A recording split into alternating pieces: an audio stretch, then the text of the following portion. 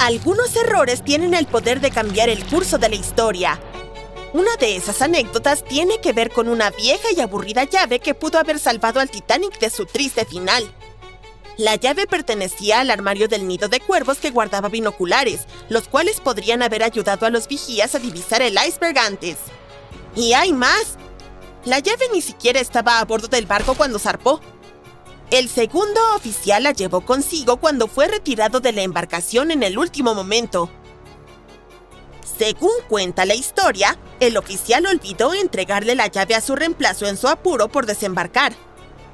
Así que, cuando los vigías necesitaban desesperadamente binoculares, no tuvieron suerte. Uno de los vigías, llamado Fred Fleet, incluso testificó que si hubiesen tenido binoculares, habrían visto el iceberg a tiempo para evitarlo. Y cuando se le preguntó cuánto antes, Fleet respondió: lo suficiente como para apartarnos del camino. En 2015, algunos subastadores consiguieron la llave de Blair y la presentaron como uno de los artefactos más importantes del Titanic. Verdaderamente creían que podría haber salvado el barco. Blair conservó la llave como un recuerdo y se la pasó a su hija Nancy. En un momento, estuvo en subasta, con un precio superior a los $80,000. Blair, al parecer, era todo un héroe. Un año después del desastre del Titanic, se le otorgó una medalla al valor por salvar a un tripulante que había caído por la borda mientras estaba a bordo del transatlántico Majestic. Puede que olvidara una llave, pero definitivamente no se olvidó de ser un héroe cuando más importaba. Esta historia es tanto divertida como trágica. Se trata del Mars Climate Orbiter de la NASA, que costó $125 millones.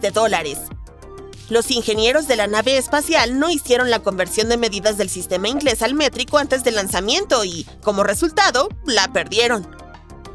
El equipo de navegación del Laboratorio de Propulsión a Chorro utilizó el sistema métrico de milímetros y metros, mientras que Lockheed Martin Astronautics en Denver usó el sistema inglés de pulgadas, pies y libras. Los ingenieros de JPL confundieron las lecturas de aceleración medidas en unidades inglesas de libra segundo con una medida métrica de fuerza llamada Newton segundo. Lo peor es que ninguno de los procedimientos de control de calidad del JPL detectó el error en los 9 meses que le tomó a la nave espacial recorrer los 742 millones de kilómetros hasta Marte. Eso es mucho tiempo perdido en la traducción, ¿no crees? Los errores de cálculo fueron suficientes para desviar tanto a la nave espacial que voló demasiado profundamente en la atmósfera marciana y fue destruida cuando entró en su órbita inicial alrededor de Marte. Es vergonzoso perder una nave espacial por un error matemático tan simple. Y es difícil pensar en otro ejemplo de una pérdida tan grande debido a la confusión entre el sistema inglés y el métrico. ¿Has oído hablar del error matemático que llevó al descubrimiento del Nuevo Mundo? Spoiler: involucra a un hombre llamado Cristóbal Colón y un globo terráqueo realmente grande. En 1492, Colón zarpó de España con la misión de encontrar una nueva ruta comercial hacia Asia. Él estaba convencido de que estaba a menos de 4.828 kilómetros de Japón y que solo un poco más de navegación lo llevaría a las Indias con todas sus ricas especias. El único problema era que Colón estaba un poco equivocado en sus cálculos. Muy equivocado, de hecho. Cometió un error al estimar el tamaño del globo terráqueo, lo que le llevó a creer que la Tierra era mucho más pequeña de lo que en realidad es. Ahora, sé lo que estás pensando. ¿No tenía miedo Colón de caer por el borde del mundo?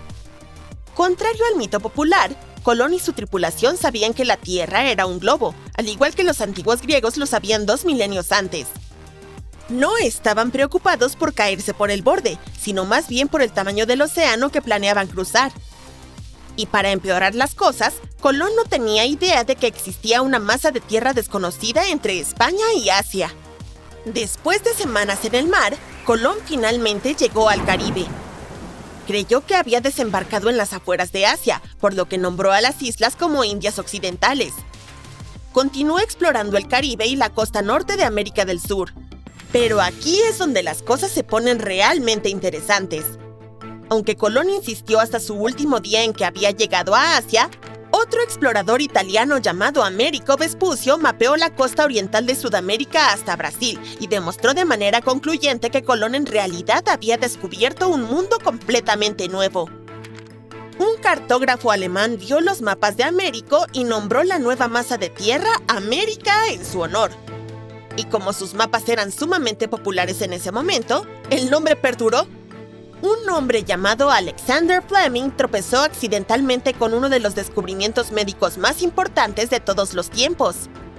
En cierto momento de su carrera, Fleming observó la muerte de muchas personas debido a infecciones incontrolables. Se usaban antisépticos para combatirlas, pero a menudo causaban más daño que beneficio. En 1922, mientras él mismo estaba resfriado, transfirió algo de su secreción nasal a una placa de Petri y la dejó en su escritorio desordenado. Cuando finalmente la examinó semanas después, descubrió que una enzima tenía algunas propiedades antimicrobianas.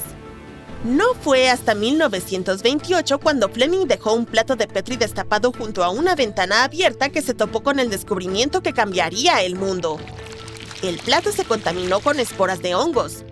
Y cuando las examinó al microscopio, Fleming descubrió que las bacterias cercanas al hongo estaban muriendo.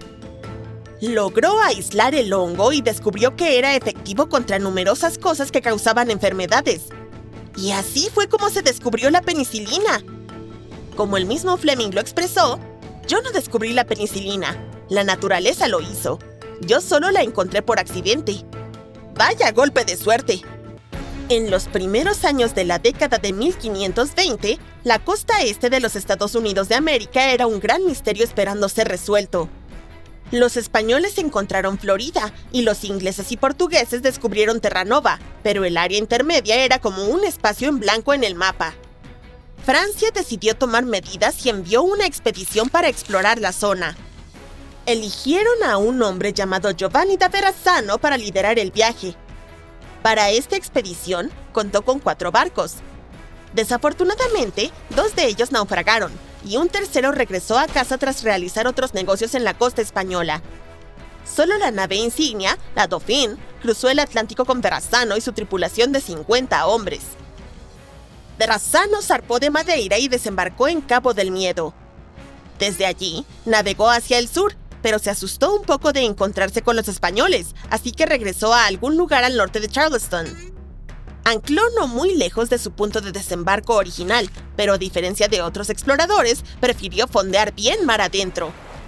Sin embargo, envió un bote a la costa y conoció a los nativos.